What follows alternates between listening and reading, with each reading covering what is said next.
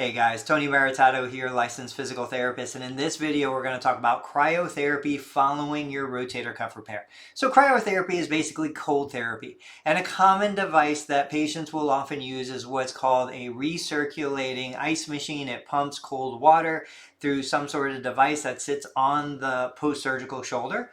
Now, disclaimer, the stuff that we used to say, I grew up in, a school of strength and conditioning. I always used to use the acronym ICE, which represents rest, ice, compression, and elevation. I realized that the research no longer supports that approach. The fact is, cryotherapy in most cases is just about sensation. It's about feeling a cold temperature on the skin. It does nothing clinically to change any of the structures under the skin, deep to the superficial layers.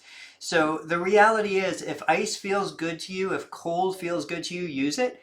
But if you're one of those clients that's sensitive to cold sensation, some patients feel more pain with cryotherapy. Some patients are just sensitive. It makes them tense. It makes them uncomfortable.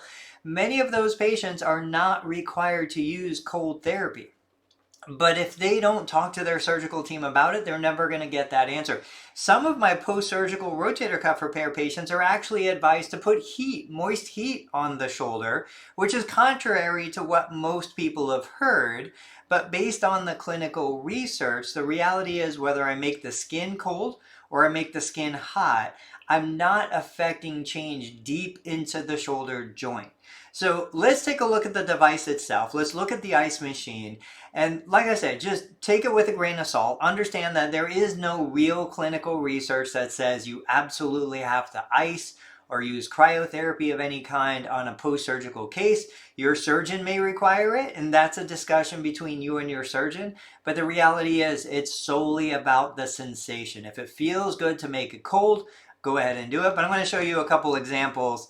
Here behind me is a video. I'll post a link to these videos so you can watch them in their entirety. Match up the numbers. What doesn't make sense to me is you can see here, there is no way a patient who just had a rotator cuff repair, who's 1 day, 1 week, even 1 month, post-op is going to be setting this whole device up for themselves. They have to get the cooler, they have to fill it with water and ice, they have to put the device over the shoulder. Now, obviously we have a healthy young lady. She did not have shoulder surgery. If you did have shoulder surgery, you would be in the sling. They're putting the device on her right shoulder, but the reality is the sling isn't there. She's not technically allowed to lift her arm and elbow away from her body like that after surgery for 4 to 6 weeks. So that is when you would technically be using the device most frequently. You couldn't get it on like this. You couldn't plug in those hoses by yourself. It is a major hassle and a major burden for very little true benefit. It cannot do the clinical things that we have always claimed. It cannot reduce inflammation. Inflammation is a chemical process regulated by the immune system. It is not going to change the chemistry. All it can do is make the skin cold. And what she's actually saying here, let me turn this up so you guys can hear it. I'm going to go back just a sec. Okay, you never want to put this directly on your skin. You always want to make sure you have a t-shirt or some type of barrier between you and the pad. Okay, so what you just said, in case you didn't hear it, was you never want to put this directly on your skin. You want to have some sort of barrier between you and the device. The reality is, if you've ever seen a professional athlete, they will put ice in a Ziploc bag directly on their skin. Ice outside of the freezer will not cause any kind of skin damage. So the reality is you can apply ice directly to the skin. The fact that you're going to use a barrier like this makes it even less effective. So there is no chance it's going to penetrate to the depth of any clinical significance.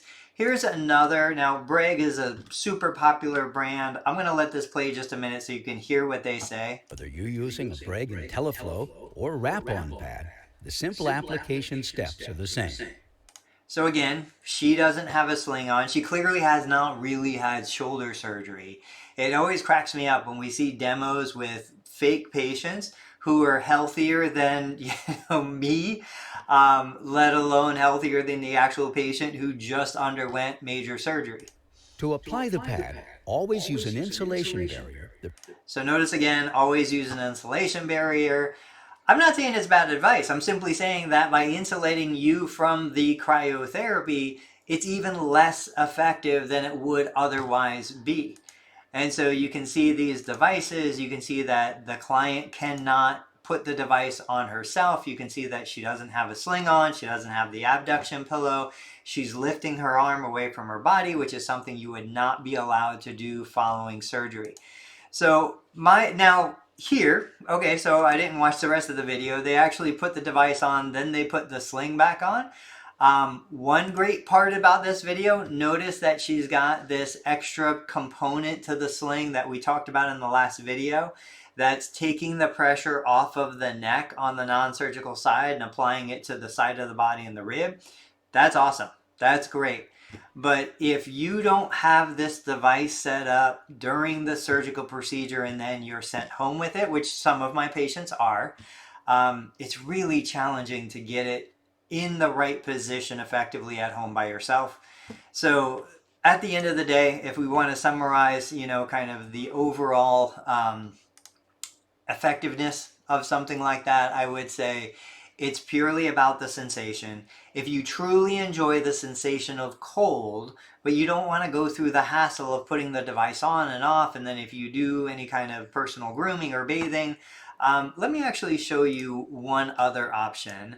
So this is the Chattanooga Cool Pack. I'll post a link to the specific brand and the unit that I like. If you do like cold therapy, this is without a doubt my favorite. Now the black, there's a black and a light blue. The black is a little more expensive. They sell these on Amazon. The black has lasted in my clinic, used on a daily basis, for like 15 years. It's never broken, it's never split, it never gets hard no matter how cold it gets. It stays really squishy, soft, and comfortable. I've used this Flexi Cold. It tends to get a little bit harder and it's just a thicker material on the outside. I'm not a big fan of it. The light blue, like you can see here, Cool Pack from Chattanooga, they do an amazing job also. They're a little less expensive, but they have ruptured and they ooze out this kind of oily, sandy material. So I would spend the extra couple of dollars. I would invest in the black Chattanooga neoprene or whatever it is, poly something covering. And this just simply drapes over the shoulder. You can still have your sling on. You can have everything. It literally just comes out of the freezer, drapes on the shoulder, and you get the sensation of cold, which might provide you some relief. Typically, the recommendation is you have it on for 10 minutes, you take it off for 10 minutes. But the way these devices are created, even if you put it on and fell asleep, they're constantly warming as soon as you get it out of the freezer to room temperature. So there is no chance of really harming yourself by leaving it on too long, because it'll just switch to room temperature over the next 20 to 30 minutes. So guys, if you have more questions, please go ahead and post them in the comments. Let me know what works for you. If you love the ice machine, let people know by telling us in the comments below, because that will be helpful for people who are on the fence, who think, should I spend the money if my insurance doesn't cover it? Typically, those ice machines are around $300 to $200. You can get a gravity assisted for less. You can get a pumping one. And then of course, like the gold standard, that's several $1,000s, is called Game Ready. But that is for like the highest of high professional level athlete. Most normal humans like myself don't need the quality of a Game Ready. So guys, thanks as always. I'll catch you on the next video.